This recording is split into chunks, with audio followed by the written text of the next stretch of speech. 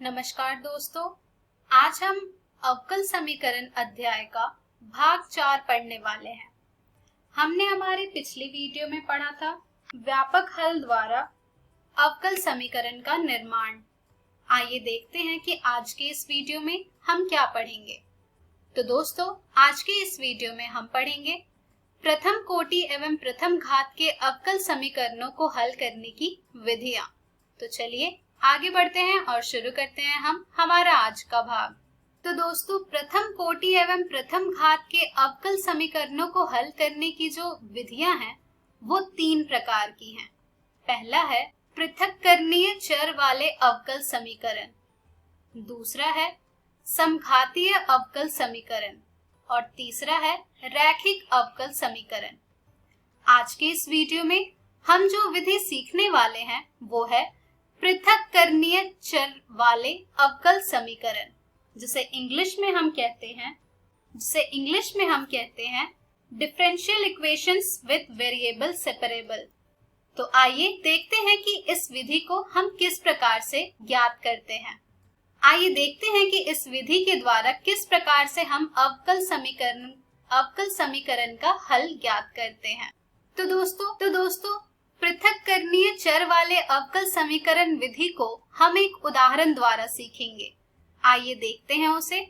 अवकल समीकरण dy बटे dx बराबर x प्लस 1/2 माइनस y, जहाँ पर जो y है वो 2 के बराबर नहीं है, का व्यापक हल ज्ञात कीजिए। यानी कि यहाँ पर हम जनरल सॉल्यूशन फाइंड करेंगे हमारे given differential equation dy upon dx is equals to x plus 1/2 minus y का, जो कि हम ज्ञात करेंगे वेरिएबल सेपरेबल मेथड से, अर्थात पृथक्करणीय चर वाले अवकल समीकरण विधि से। आइए देखते हैं कि इसे हम किस प्रकार से ज्ञात करेंगे और इसके चरण क्या हैं। दोस्तों, यहाँ पर हम सबसे पहले हमारे दिए गए अवकल समीकरण को लिखते हैं। उसके बाद हम सेपरेट करेंगे हमारे गिवन वेरिएबल्स को, यानी कि y के टर्म्स को एक जगह लिखेंगे और x के टर्म्स को एक जगह लिखेंगे। तो यहाँ से हमें ये प्राप्त हो जाएगा 2 minus y multiplied by dy is equals to x plus 1 multiplied by dx। इसके बाद हमारे पास ये जो प्राप्त हुआ है हमें, इसे अब हम दोनों साइड से इंटीग्रेट करेंगे। तो दोस्तों, जब हम इसे दोनों साइड से इंटीग्रेट करेंगे तो हमारे पास इसकी वैल्यू आ जाएगी 2y minus Y square upon 2 is equals to X square upon 2 plus X plus c1। अब आप सोच रहे होंगे कि यहाँ पर हमने इसे c1 क्यों लिखा है। तो दोस्तों, यहाँ पर ये हमारा एक प्रकार का कांस्टेंट आया है, जिसे हम बाद में c से रिप्लेस कर देंगे पूरी तरह से इसे हल करने के बाद।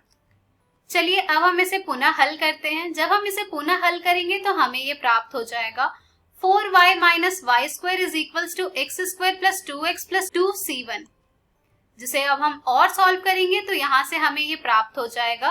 अब जब हम सभी टर्म्स को एक साइड लेकर के आएंगे तो हमें ये प्राप्त हो जाएगा X square plus Y square plus 2x minus 4y plus 2c1 is equals to 0। अब यहाँ पर हमारा जो ये 2c1 आया है, इसे हम रिप्लेस कर देंगे c से। तो यहाँ पर हमें प्राप्त हो जाएगा ये X square plus Y square plus 2x minus 4y plus c is equals to 0। यहाँ पर हमने 2c1 को c से रिप्लेस किया है, अर्थात जो 2c1 है वो हमारा बराबर है c के। तो दोस्तों, यही हो जाएगा हमारा व्यापक हल, अर्थात हमारा जनरल सॉल्यूशन हमारी गिवन डिफरेंशियल इक्वेशन का। और इसी विधि को हम कहते हैं पृथक्करणीय चर वाले अवकल समीकरण विधि। यहाँ पर हम हमारे जो वेरिएबल हैं उन दोनों को अलग अलग कर देते हैं और फिर उसे इंटीग्रेट करते हैं। आइए और प्रश्न देखते हैं, जिससे कि आपको ये विधि अच्छी प्रकार से क्लियर हो जाएगी। हमारा दूसरा उदाहरण है अवकल समीकरण dy बटे dx बराबर -4x वाई स्क्वायर का विशिष्ट हल ज्ञात कीजिए यदि y बराबर 1 है जब x बराबर 0 हो तब। आइए देखते हैं कि इस प्रश्न को हम किस प्रकार से हल करेंगे। यहाँ पर हमें दिया गया अवकल समीकरण का विशिष्ट हल ज्ञात करना है, अर्थात पर्टिकुलर सॉल्यूशन ज्ञात करना है जब y बराबर 1 हो और x बराबर 0 हो तब। तो दोस्तों जिस प्रकार से हमने हमारे पहले वाले प्रश्न को हल किया था, बिल्कुल उसी प्रकार से हम इसे भी हल करेंगे। केवल आखिर में जाकर हम x और y के मान को प्रतिस्थापित करेंगे और हमारे कांस्टेंट का मान ज्ञात करेंगे। चलिए बढ़ते हैं इस प्रश्न के हल की ओर। यहाँ पर हमारा जो डिफरेंशियल इक्वेशन है वो है dy upon dx is equals to -4xy²। यहाँ पर अब हम x के टर्म्स को एक जगह लाएंगे और y के टर्म्स को एक जगह लाएंगे। जब हम इसे एक जगह कर लेंगे तो हमें ये प्राप्त हो जाएगा dy upon y² is equals to -4x dx। अब जब हमारे पास ये अलग अलग आ चुके हैं वेरिएबल्स, तो अब हम इसे इंटीग्रेट करेंगे। जब हम इसे इंटीग्रेट करेंगे तो हमारे पास ये आएगा integration of dy upon y² is equals to integration of -4x dx। जिसे हम फर्दर सॉल्व करते हैं तो हमारे पास ये आ जाता है -1 upon y is equals to -2x² plus c के बराबर। यहाँ से जब हम इसे फर्दर सॉल्व करेंगे तो y की वैल्यू हमारे पास आ जाएगी 1 अपॉन 2x² माइनस c। अब यहाँ पर हमें क्या करना है, जो हमारे पास x और y की वैल्यू दी गई है उसे हम यहाँ पर सब्स्टिट्यूट करके ये जो कांस्टेंट है हमारा c, इसकी वैल्यू फाइंड करेंगे। तो जब हम यहाँ पर x और y की वैल्यू पुट करेंगे तो हमारे पास यहाँ से c की वैल्यू आ जाएगी 1। अब हम इस c की वैल्यू को वापस से पुट करेंगे हमारे प्राप्त किए गए सॉल्यूशन में, जिससे कि हमारे पास हमारा अवकल समीकरण का विशिष्ट आ जाएगा। तो जब हम यहाँ पर c के मान को प्रतिस्थापित करते हैं तो हमारे पास y बराबर 1/2x² प्लस 1 प्राप्त होता है और ये हो जाएगा हमारे अवकल समीकरण का विशिष्ट हल। तो दोस्तों देखा आपने कि किस प्रकार से हम अवकल समीकरण का विशिष्ट हल ज्ञात करते हैं दिए गए पर्टिकुलर वैल्यूज के साथ। चलिए अब हम बढ़ते हैं हमारे अगले प्रश्न की ओर, जो कि है किसी बैंक में मूलधन की वृद्धि 5% वार्षिक की दर से होती है, कितने वर्षों में 1000 रुपए की राशि दुगनी हो जाएगी। आइए देखते हैं कि इस प्रकार के प्रश्न को हम कैसे हल करेंगे। तो दोस्तों यहाँ पर इस प्रश्न को हल करने में हम मान लेंगे कि हमारा जो P है वो हमारा प्रिंसिपल है किसी टाइम t का, यानी कि किसी टाइम t पर जो हमारा मूलधन है वो P के बराबर है। अब दिए गए प्रश्न के द्वारा हम यहाँ से इसे लिख सकते हैं कि dp/dt जो होगा वो बराबर होगा हमारा 5/100 गुने p के, जिसे हम और हल करेंगे तो यहाँ से हमें ये प्राप्त हो जाएगा dp/dt बराबर p/20। अब यहाँ पर अब हम वेरिएबल्स को सेपरेट करेंगे। जब हम यहाँ पर वेरिएबल्स को सेपरेट करेंगे तो हमारे पास ये आ जाएगा dp/p बराबर dt/20। अब हम यहाँ पर इसे दोनों साइड से इंटीग्रेट करेंगे। जब हम इसे इंटीग्रेट करेंगे तो हमें ये प्राप्त हो जाएगा log p बराबर t/20 प्लस c1। c1 यहाँ पर हमारा कांस्टेंट है। यहाँ से जब हम p की वैल्यू फाइंड करेंगे तो हमें ये मिल जाएगा e⁻t/20 मल्टीप्लाइड बाय e⁻c1, जिसे हम फर्दर और सॉल्व करेंगे तो हमें मिल जाएगा p is equals to c multiplied by e⁻t/20। यहाँ पर हमने e⁻c1 को मान लिया है c के बराबर। तो दोस्तों अब हम यहाँ पर जब p के मान को प्रतिस्थापित करेंगे और t के मान को प्रतिस्थापित करेंगे तो यहाँ से हमारे पास c का मान आ जाएगा। तो दोस्तों यहाँ पर p जो है वो हमारा 1000 के हमने माना हुआ और जो t है वो हमारा 0 के बराबर है, जिससे कि यहाँ पर हमारा जो c है वो हमें प्राप्त हो रहा है 1000 के बराबर। जब हम यहाँ पर c के मान को प्रतिस्थापित करेंगे तो यहाँ से हमारे पास p की वैल्यू आ जाएगी 1000 मल्टीप्लाइड बाय e⁻t/20।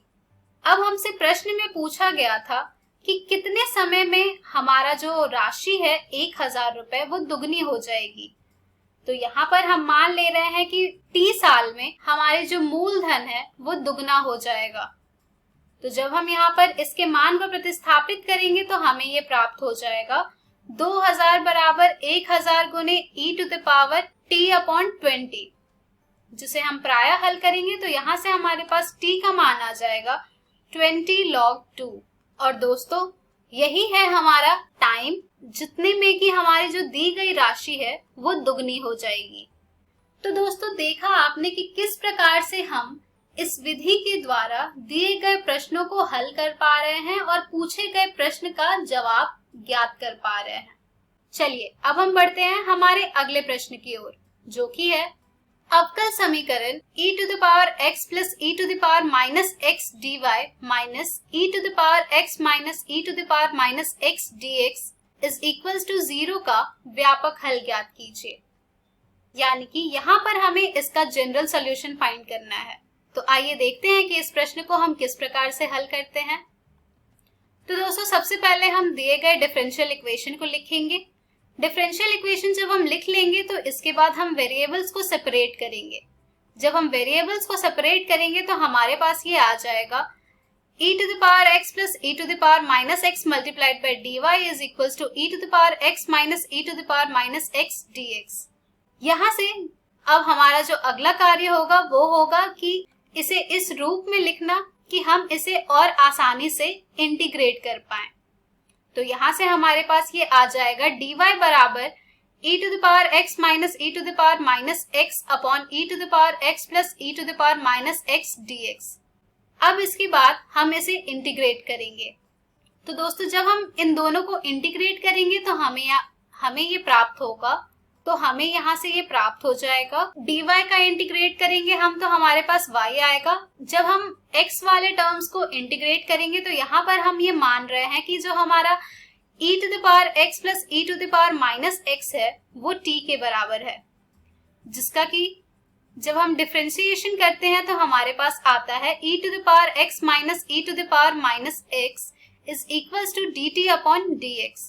जब हम इनके मान को प्रतिस्थापित करेंगे तो हमारे पास आ जाएगा integration of dy is equals to integration of dt upon t, जिसे हम आसानी से इंटीग्रेट कर सकते हैं। जब हम इसे इंटीग्रेट करेंगे तो हमारे पास ये आ जाएगा y is equals to log t plus c। अब हम यहाँ पर t के मान को प्रतिस्थापित करेंगे तो हमारे पास y आ जाएगा log e to the power x plus e to the power minus x plus c के बराबर। और दोस्तों यही हो जाएगा यहाँ पर हमारे दिए गए अवकल समीकरण का व्यापक हल। तो दोस्तों इस प्रकार से हम विशिष्ट तथा व्यापक हल ज्ञात करते हैं हमारे दिए गए अवकल समीकरण का। इस पर आधारित और भी प्रश्न आपको आपकी NCERT पुस्तक में मिल जाएंगे, जिन्हें आप जरूर हल कीजिएगा। तो दोस्तों आज के इस वीडियो में हमने सीखा प्रथम कोटि एवं प्रथम घात के अवकल समीकरणों को हल करने की विधियां। हम हमारी अगली वीडियो में जानेंगे समघातीय अवकल समीकरण के बारे में। धन्यवाद।